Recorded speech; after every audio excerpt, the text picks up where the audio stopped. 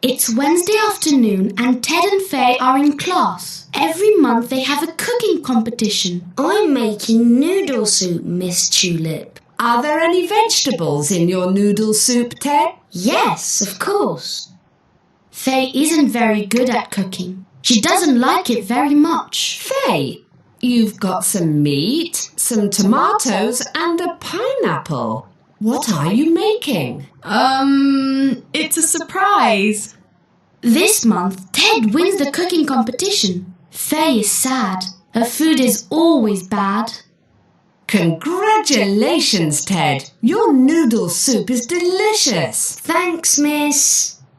That evening at home, Faye tells her dad about the competition. Faye, let's cook together. Okay, Dad. For 1 month, Faye and her dad cook and cook and cook. Today is the cooking competition. Faye, you've got some flour, some milk, some chocolate and some eggs. What are you making? It's a surprise, miss.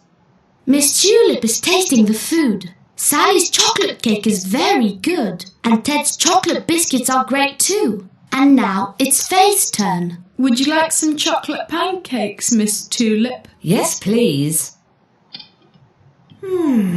This is delicious.